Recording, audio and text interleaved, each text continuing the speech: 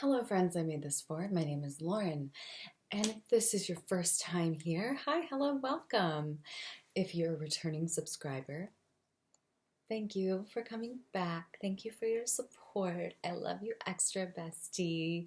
Of course, hit that like, comment, subscribe, whatever they say in the beginning. You came to this video for a very specific reason. You are here to learn about the Hierophant as it relates to Taurus. And if you've never been here before, I'll just let you know how I break this down. I am a witch, an artist, an intuitive human being, and I teach art as ritual. Links as always down below. This is my shirt. Hi, hello. Links to get this design, Hail Saturn, my daddy, are also down below. I like to talk about astrology through the tarot because I find it a great support for myself and my personal practice. And so we're going to be looking at the Hierophant through 3 different decks today and talking about the themes within the Hierophant as they might relate to Taurus season, because we are in Taurus season, and Taurus in the tarot is the Hierophant. So once again, thank you for being here. If you like what I do, of course, ring that bell to get notifications for when I put out these videos, because I don't do them on a schedule. It's just whenever the spirit moves me. And today, as I was preparing, I'm working on my podcast, I'm working on my Kickstarter, the spirit moved me. I'm here to talk about the Hierophant. It just kind of like hit me. So, of course, links to all of those fun things are down below. Support your girl if you feel the spirit move you. And let's talk about the Hierophant. So today's decks that I am going to be using are going to be 1, the Aquarian Tarot, the Lonely Dreamer Tarot. That is a new one for me. This is the 2nd edition. I'm going to be doing a review on this one soon. Let's get the lights really popping. This is a newish deck for me. I've been using it for a few months now, and I think I'm going to be doing a review of it soon. Either this or the Holly Simple Tarot will be coming up, and I actually am working on putting out the podcast episode with this amazing artist, the artist who made the Tarot of Plants, Empty and Amazing. Check out the link down below to listen to my podcast where I interview artists with spiritual practices, because what inspires us artistically is what feeds us spiritually, or the other way around. Really interesting episode, and of course we're going to be using the Hierophant from this lovely deck as our 3rd and final tarot card today. So to just go over it, I'm going to start with the Aquarian Tarot, which looks like this, then the Lonely Dreamer Tarot, that looks like this, and finally the Tarot of Plants, which is going to be this one. So let's just get into it. Let's just get into the meat and potatoes of it, my friends, because you are here and you are busy. We'll start with the Aquarian Tarot, their version of the Hierophant, which is this guy, this friend. So before I really get into it, of course, I have talked about the Hierophant before, because not too long ago, I think it was last year, the card of the year was the Hierophant. Right now we are in the year of the Lovers, which is also Gemini. So I've talked about this a little bit, but I was feeling called to specifically focus on the Hierophant again, because I think there's some more we have to dig up, since the eclipses are going to be in Taurus and Scorpio this year. So let's talk about the magic of this energy, this energetic being, this spiritual reminder of what is the Hierophant, you know? I feel like the Hierophant, much like the Emperor, can be a triggering card for folks, and I think that's because The Hierophant, it can be represent is a tricky card. It's a visual representation of a spiritual leader, and for some, that spiritual leader is very similar to the Pope, and in certain cases used to be referred to as the Pope card. Um, so we see in this very classic representation the Pope or the Hierophant, the spiritual being with the two fingers up. Again, connection to God. Whenever we see this in tarot, they're the figure either pointing the sword, the staff, or the fingers up, the hand up. This is usually a good indicator of like channeling, being the direct channel from God to earth. And I think that's really powerful to remember because this is Taurus. This is a very physical embodiment. Taurus is a very physical sign. It's the first sign that is an earth sign in the astrological wheel.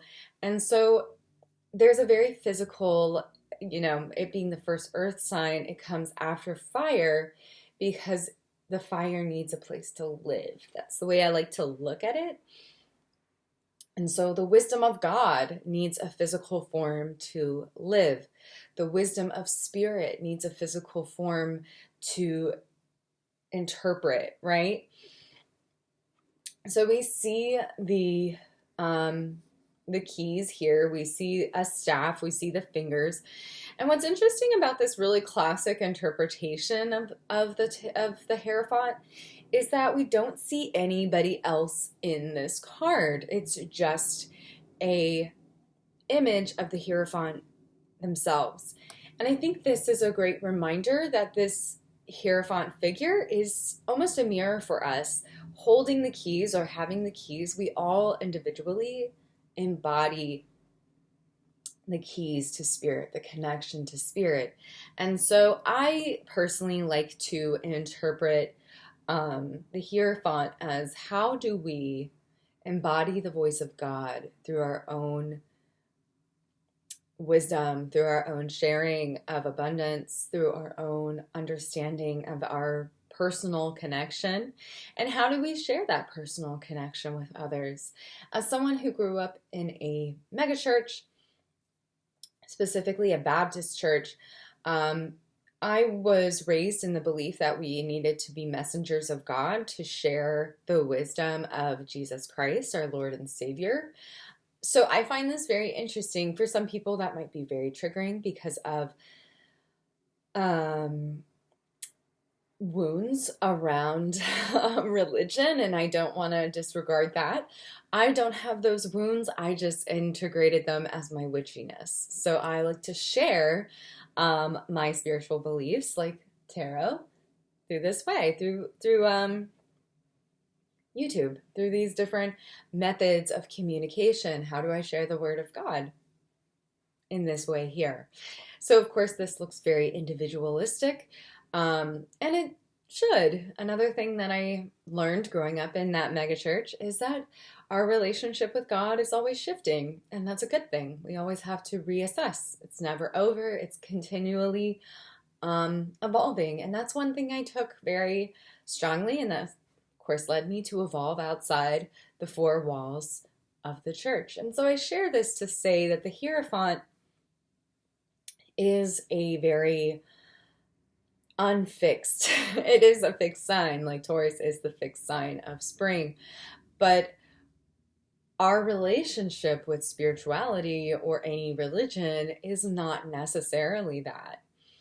It can be, but it's also constantly evolving as we do. So Taurus might be a fixed sign, this might be a very fixed energy, but this energy in the card of the Hierophant and Tarot is really a great invitation to reassess and evaluate, because Taurus is a very fixed sign. We can get very stuck around this time of year. We can get really in the weeds of it, as it were, not wanting to move, not wanting to be rushed, to be fully present in the vastness and the sweetness that is our lives in this beautiful time of the year, that's spring. But let's look at another interpretation. So today I want to kind of invite you to look at the many ways that we can interpret the Hierophant. So that is one way to look at the Hierophant. That is the way that I personally really embody this connection. But as we say, and as I say, individual interpretation is up to the viewer. So what are the other interpretations here? Well, we have the Hierophant here in the Lonely Dreamer Tarot. And so what's interesting here is this is a lot like the Smith-Waite, where we have more people involved. The keys are still there, and we actually see the keys here as well. The keys in the Hierophant are a very common theme. It's definitely a card that has a lot of interpretations. And so we see some different changes, but the keys are a big theme that we see. And so this card can be a reminder that we might be having someone gatekeeping our connection. That's always a possibility, right? There are the gurus, there are the popes, there are these beings that are the these physical representations of God's message or spirits channeled.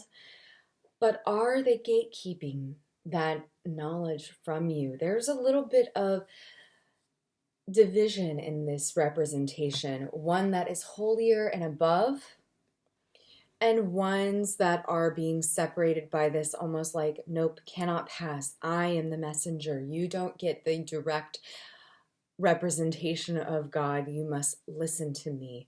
And so this interpretation of the Hierophant feels very much tied there. And this might be where a lot of people get their negative connotations to the Hierophant. And I will say my first interpretation of the Hierophant was being aware of who is gatekeeping the wisdom, who is trying to tell you what is happening rather than leading you to your own interpretation, right? There's a lot of people who might want to project, well, this is the right way, this is the way, but it's really up to us to decipher whether or not what the guru says even resonates, right? Someone can project something onto you, but that doesn't make it real. So this interpretation of the Hierophant might be a good reminder to us in this Taurus season that we need to be mindful of who is gatekeeping our spiritual awakening. Who's saying that it has to look this way?